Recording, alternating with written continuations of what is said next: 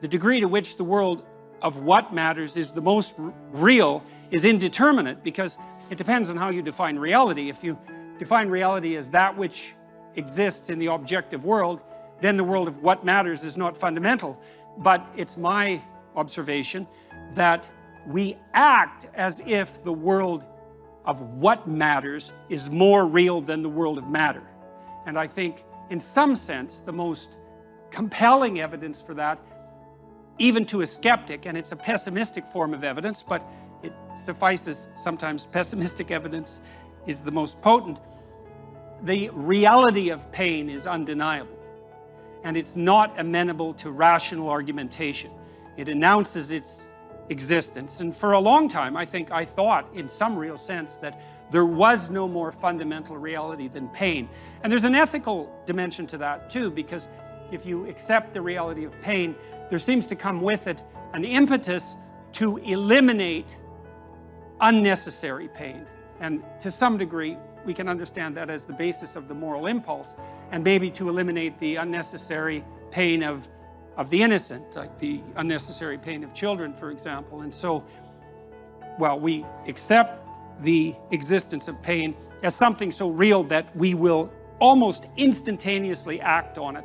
And I would say that's especially the case in the case, say, of infants. And so it isn't obvious what's real, because it depends in some sense on how you define the term. But my sense is that what people believe is most accurately reflected not in what they say or in the propositions about the world they lay out, but in how they act.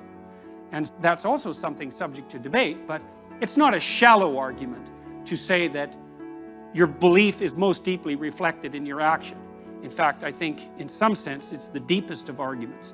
And you know perfectly well that you can say one thing and do another, and you also know that you regard people who do that as hypocrites, and you tend to regard what they do as a more profound pointer to what they believe than what they say.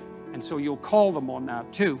And so that means that there are some meanings that we regard as inviolably real.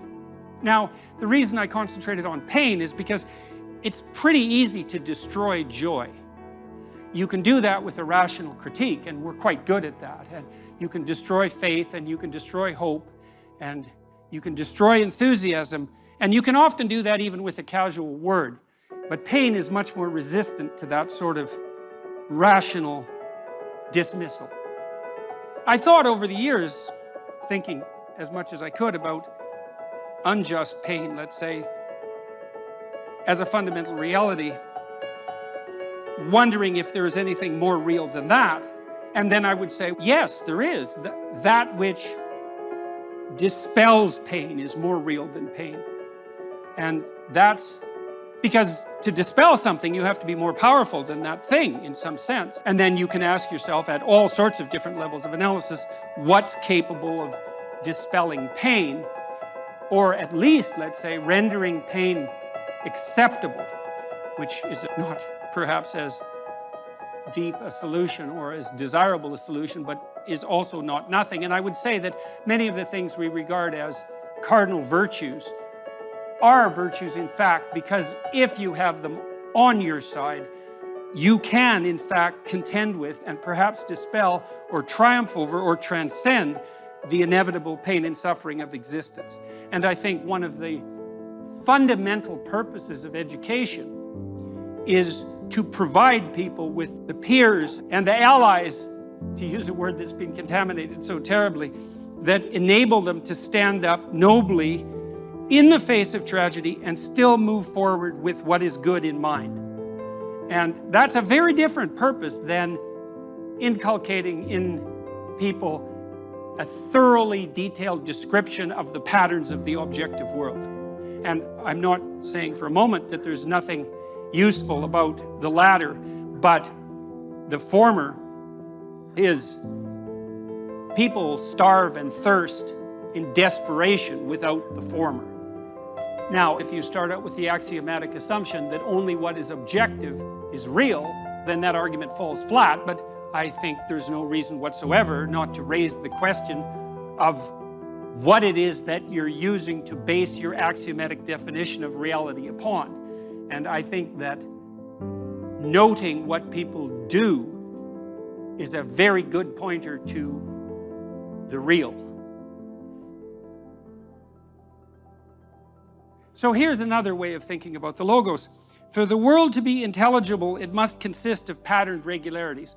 And that might be the great discovery of the Greeks in some sense, that there are patterned regularities that are superordinate to immediate perception, that are in some sense more real. So number would reflect that, for example.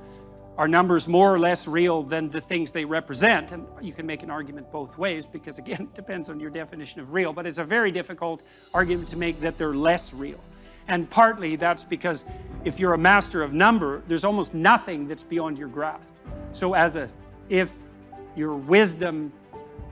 the depth of your wisdom is reflected in the utility of your tools, then almost nothing makes you more powerful than to be a master of numbers. And that seems to point to an ability to grip some element of a reality that's more fundamental, that is outside of immediate perception. And so one element of the idea of the logos is that there's an order to the world that's superordinate to the apparent order, that's more fundamentally real, and that you can discover that order in contact with the world. And that's the microcosmic world in some sense, rather than the psychological world. And so that seems useful. And I would say these patterned regularities, they're of two types. There's patterned regularities of being, and an object is a patterned regularity of being. One of the things I came to understand as I studied the science of perception is that we don't see objects. We see patterns and we infer objects. And so the pattern recognition is more fundamental than the object recognition. It's also the case, by the way, that we don't just see patterns and infer objects. We see useful patterns and infer objects. And I don't mean as a second order inference, I mean as a direct perception. And so it's quite obvious. Sophisticated psychologists of perception have noted that in some real sense, the perception of the meaning of a phenomenon precedes the perception of the phenomenon. Much of what you see, for example, is very much associated with what you can grip, because even your vision is tightly associated with the act of gripping, because what you need to see is what will give you a grip on the world. And you might say you see the thing and then determine how to grip it, but that's not how it works. Your retina, for example, which represents patterns in the world, propagates those patterns through your nervous system and manifests itself in such things as preparation for grip. And that's outside of conscious visual perception.